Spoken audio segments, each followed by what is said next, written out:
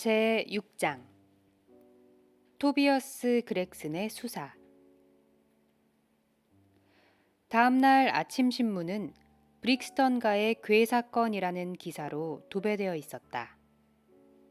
어느 신문에나 장문의 기사가 실렸으며 어떤 신문에서는 사설로도 다루었다. 그 중에는 내가 모르고 있던 정보도 실려 있었다. 난 아직도 사건에 관한 수많은 기사와 발췌문을 수집한 스크랩북을 가지고 있다. 그 중에서 몇몇 정보를 요약해보면 다음과 같다. 데일리 텔레그래프에서는 이처럼 기괴한 비극은 범죄사에서 그 예를 찾아보기 어렵다고 전했다. 피해자의 이름이 독일계라는 사실, 살인 동기가 알려지지 않은 점, 벽에 피로 적은 기분 나쁜 글자 등의 단서를 종합해 정치적 망명자나 혁명가가 저지른 범행이라는 쪽에 무게를 두었다. 미국에는 셀 수 없이 많은 사회주의 지부가 존재하는데 피해자는 그들의 불문율을 깨서 처단당한 것이 틀림없다고 했다. 또한 그 신문은 중세 독일의 비밀 재판제도, 토파나 토객, 이탈리아의 비밀 정치 결사 카르보나리와 프랑스의 독살범 브랑빌리의 후작 부인, 심지어는 다윈의 진화론, 레트클리프 하이웨이 연속살인 사건에 대해서까지 신나게 떠들어댔다. 마지막으로 정부를 질타하는 한편 영국에 거주하는 외국인을 엄중히 감시해야 한다고 주장하며 기사를 끝맺었다. 스탠다드는 자유당 정권이 집권해서 이런 불법적인 잔악행위가 일어나는 것이라고 했다. 그들의 기사는 이랬다. 국민이 불안해하고 건위가 약화되면 이런 사건이 일어난다. 피해자는 몇 주 전부터 런던에 거주하던 미국 신사다. 그는 캠버웰의 토퀘이 테라스에 있는 차펜티어 부인의 하숙에서 살고 있으며 비서인 조셉 스탠거슨 씨와 함께 여행을 하고 있었다. 두 사람은 이번 달 4일 화요일에 하숙비를 냈고 주인에게 리버풀행 급행을 탄다고 말한 다음에 유스턴역으로 향했다. 유스턴역 플랫폼에 서 있는 두 사람을 봤다는 증인도 있다. 이미 보도한 대로 드레버 씨는 유스턴역에서 몇 킬로미터 떨어져 있는 브릭스턴가의 빈집에서 시체로 발견되었다.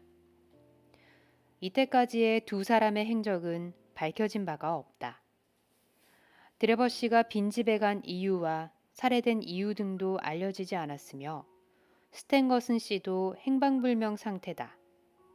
런던 경찰국의 레스트레이드 형사와 그렉슨 형사가 이 사건을 맡은 것은 아주 기뻐할 만한 일이며 그 고명한 두 형사는 빠른 시일 내에 사건의 수수께끼를 풀어낼 것으로 크게 기대받고 있다. 데일리 뉴스는 이 사건이 틀림없이 정치적인 범죄일 것이라고 논했다.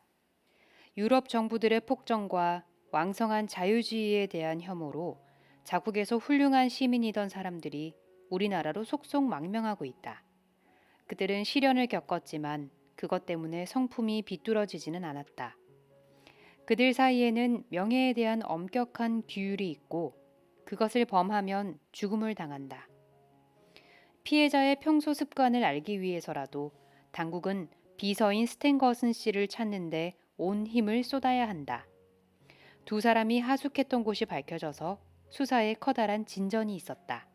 이것은 오로지 런던 경찰국 소속 그렉슨 형사의 예리함과 열정 덕분이다. 셜록 홈즈와 나는 아침을 먹으면서 이런 기사들을 읽었는데 그는 무척이나 재미있어하는 표정이었다. 보게, 내가 말한 대로지. 레스트레이드와 그렉스는 무슨 일을 해도 사람들에게 칭송받는다네. 하지만 사건이 어떻게 끝날지 아직 모르잖아. 그건 상관없다네. 만약 범인이 체포된다면 그건 두 사람의 노력 덕이 될 걸세. 만약 범인을 놓친다면 두 사람의 노력에도 불구하고가 되겠지. 동전을 던져서 앞면이 나오면 내가 이기고 뒷면이 나오면 네가 진다는 것과 같은 말이야. 그 두 사람은 무슨 일을 하더라도 추종자가 따르지. 바보들을 존경하는 더 큰 바보가 있다. 라는 프랑스 말도 있지 않은가? 이건 또 무슨 소리야? 그때 현관과 계단에서 우르르 하는 발소리가 나서 나는 이렇게 외쳤다. 뒤이어 하숙집 여주인의 야단치는 소리가 들려왔다. 베이커가의 소년탐정단일세. 친구가 진지한 표정으로 말하는 것과 거의 동시에 누더기를 걸친 불황아 6명이 방 안으로 뛰어들었다.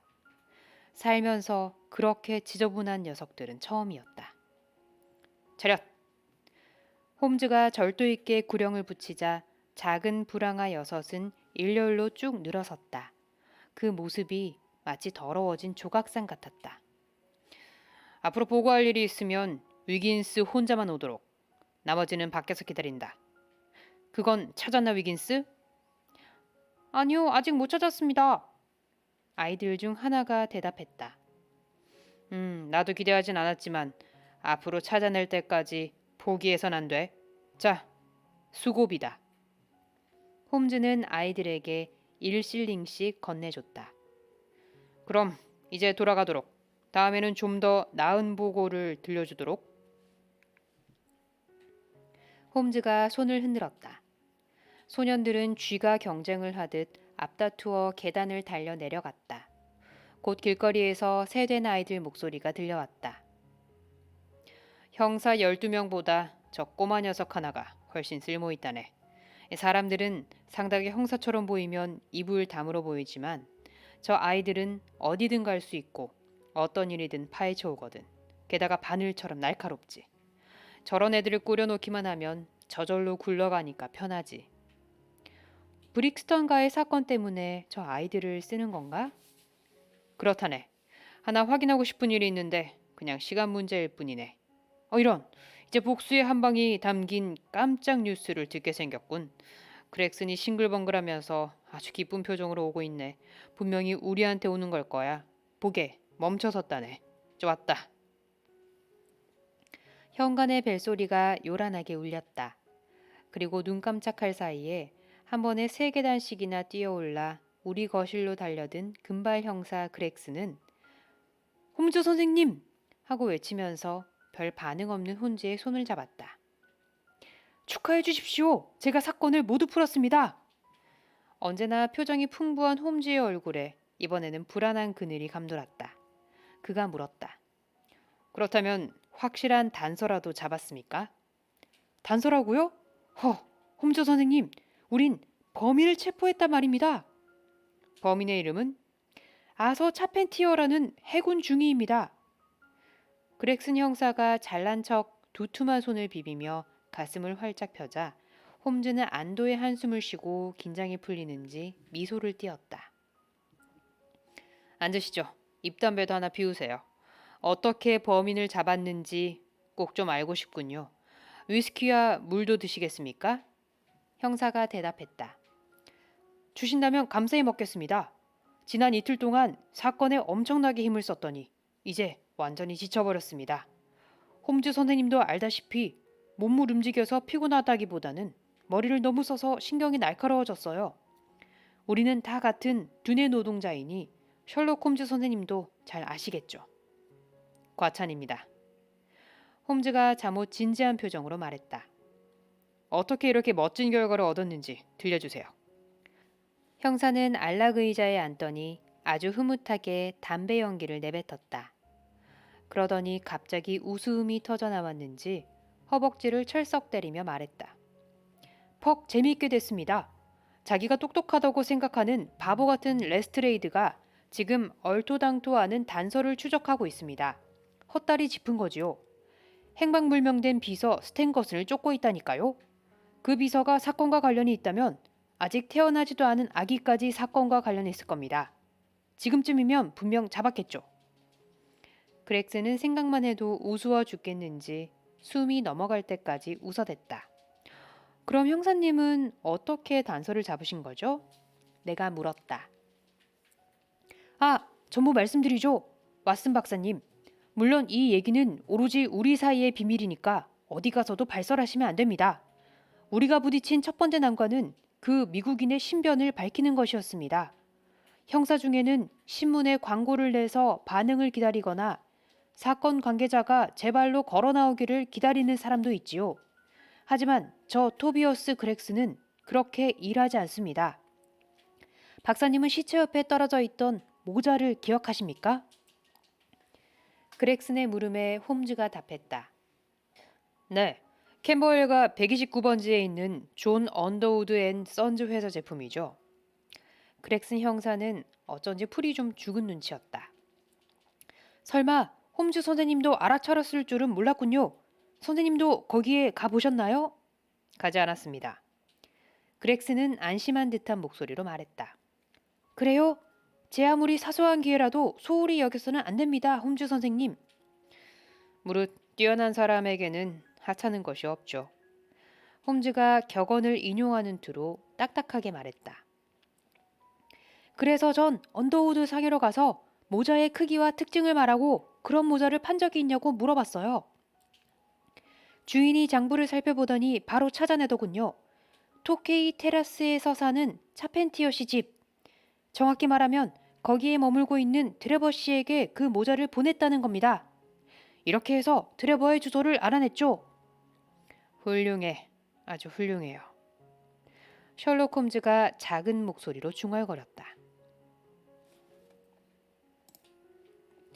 그런 다음 차펜티어 부인을 찾아갔습니다.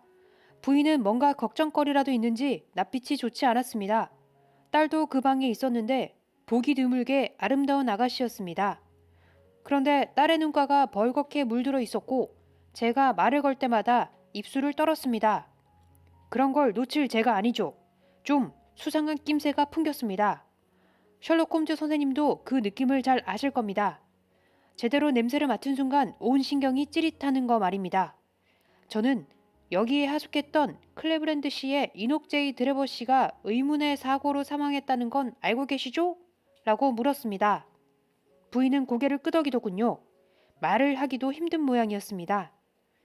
그런데 갑자기 딸이 큰 소리로 울음을 터뜨려서 전 이 모녀가 단순히 드레버 씨의 죽음이 안타까워서가 아니라 이 사건에 대해 무엇인가를 알고 있는 게 틀림없다고 믿었습니다. 제가 또 물었습니다. 드레버 씨는 기차를 타러 여기서 몇 시에 나갔습니까? 저녁 8시예요. 부인은 치밀어 오르는 감정을 억누르기 위해서 마른 침을 삼키더니 말을 이었습니다. 비서인 스탠커슨 씨는 저녁 9시 15분 기차와 11시 기차가 있다고 했어요. 드레버 씨는 9시 15분에 출발하는 기차를 타겠다고 하더군요. 드레버 씨를 본 건 그게 마지막이었나요? 그렇게 묻자 부인의 낯빛이 완전히 흑빛으로 변했습니다. 잠시 뜸을 들이던 부인은 탁하고 묘한 느낌이 드는 목소리로 간신히 네 라고 대답했을 뿐입니다. 한동안 침묵이 흐르다가 딸이 안정을 되찾은 듯 침착한 목소리로 또박또박 말했습니다. 어머니, 거짓말을 해봤자 좋을 게 없어요. 사실대로 말하자고요. 우린 그 다음에도 드레버 씨를 봤잖아요. 세상에, 무슨 소리를 하는 거니? 차펜티어 부인은 이렇게 외치면서 망연자실한 듯이 두 손을 내던지고 의자에 풀썩 쓰러졌습니다. 너 때문에 네 오빠가 죽을 거야. 딸이 단호하게 대답했습니다. 아서 오빠도 우리가 진실을 말하기를 바랄 거예요. 제가 말했지요. 이제 모든 걸 전부 말씀하시는 편이 나을 겁니다. 일부분만 이야기하는 건 완전히 숨기는 것보다 더 나쁜 겁니다.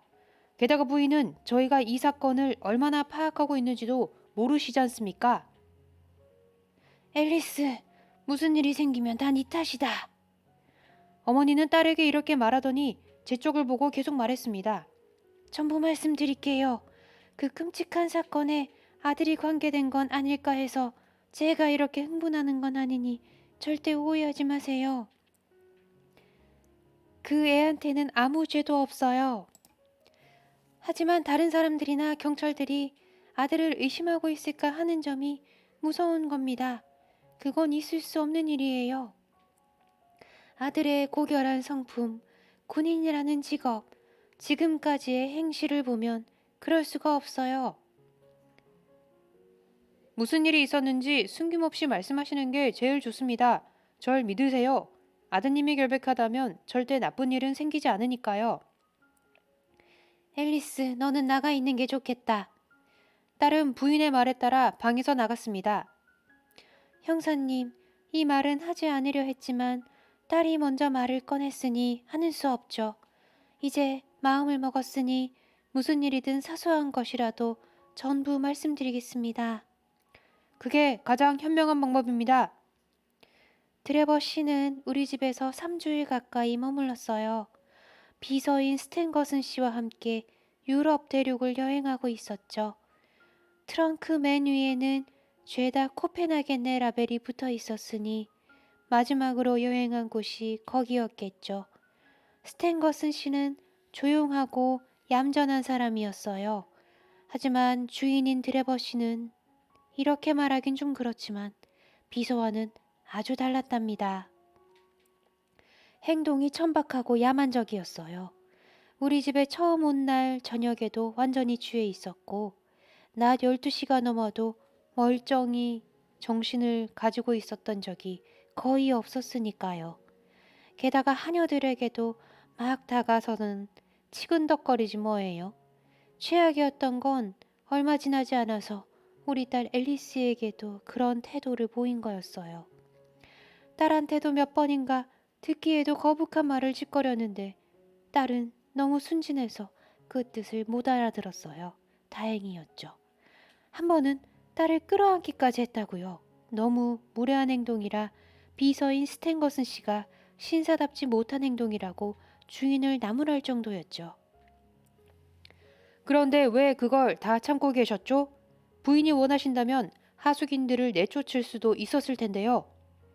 제가 전곡을 지르자 차펜티어 부인의 얼굴이 새빨개졌습니다. 그 사람들이 처음 왔을 때 내보냈었으면 좋았을 걸 그랬어요. 하지만 엄청난 유혹이었어요.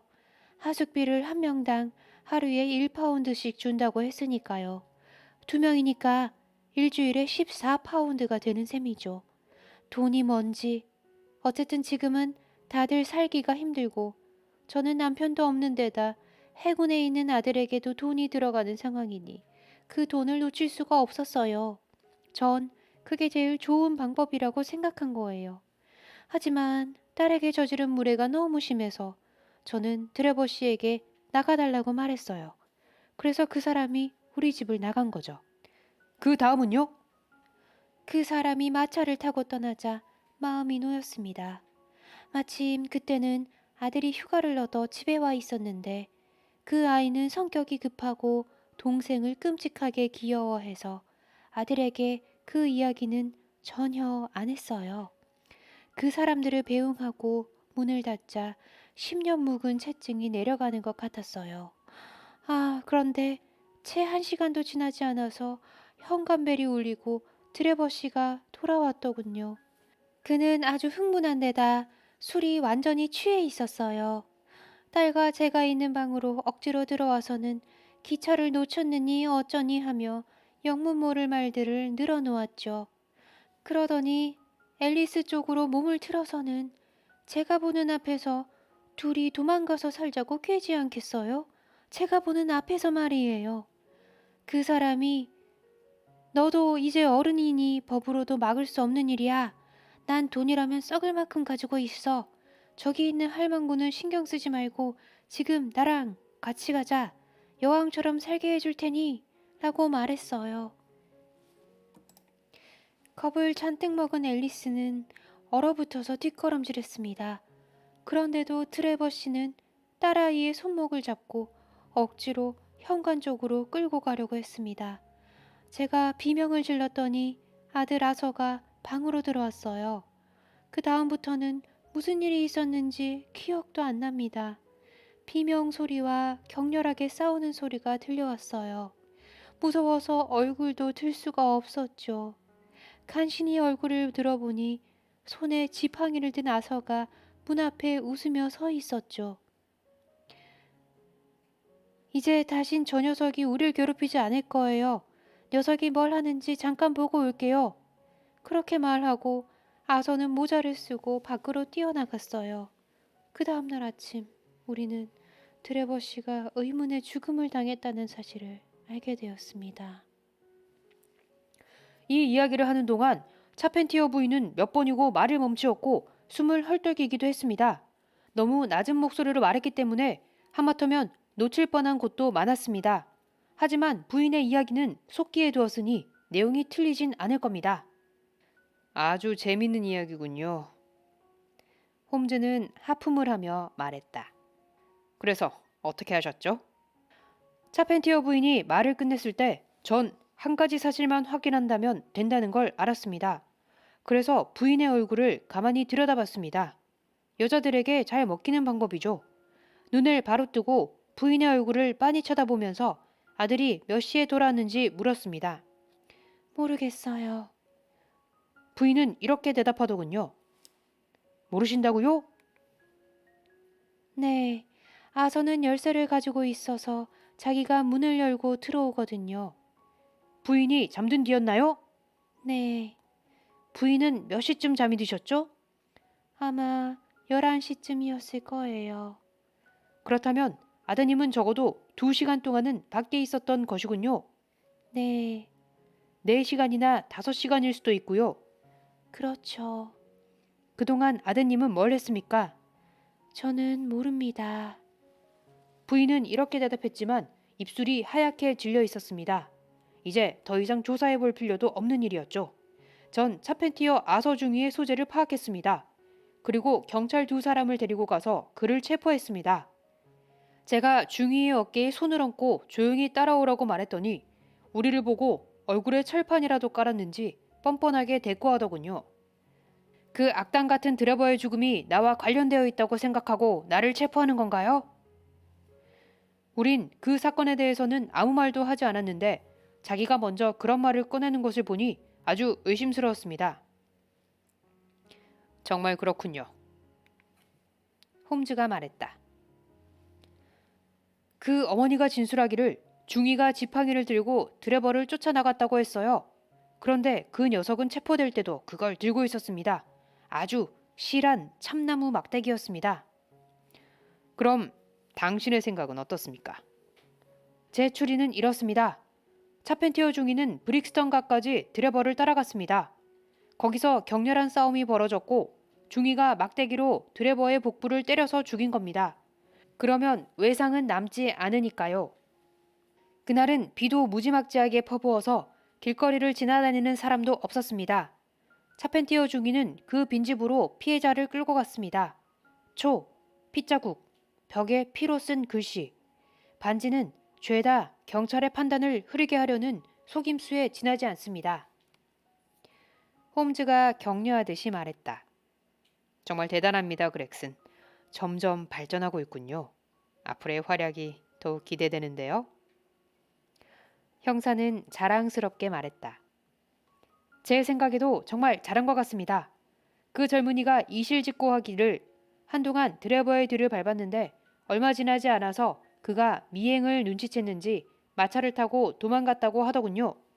그래서 그냥 집으로 돌아오다가 같은 배에 탔던 전우를 만나 둘이서 오랫동안 같이 산책을 했다고 합니다. 헌데 그 친구의 주소를 물었더니 제대로 대답도 못하더군요. 신기할 정도로 모든 게 착착 맞아떨어지고 있습니다. 레스트레이드를 생각하면 우습기만 합니다. 처음부터 엉뚱한 방향으로 수사를 진행시키고 있으니 뭐 하나 건지지도 못하고 돌아올까봐 걱정이네요. 이런, 저 사람도 양반되기는 글렀군요. 우리가 이야기에 빠져 있는 동안 정말로 레스트레이드가 계단을 올라서 방으로 들어왔다. 평소에는 행동에서 자신감이 넘쳐나고 옷도 단정했지만 오늘은 어딘지 초췌해 보였다.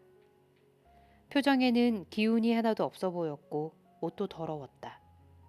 셜록 홈즈의 의견을 들으러 온 것이 분명해 보였는데 동료를 보더니 당황해서 어쩔 줄 몰라 했다.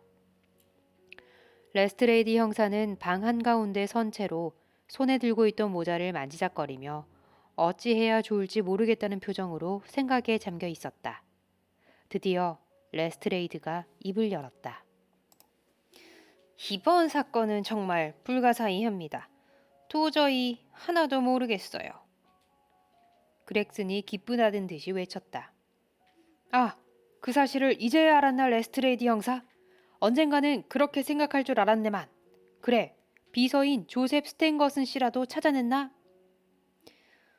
비서 조셉 스탠거슨 씨 말인데. 레스트레이드가 침통한 목소리로 말했다.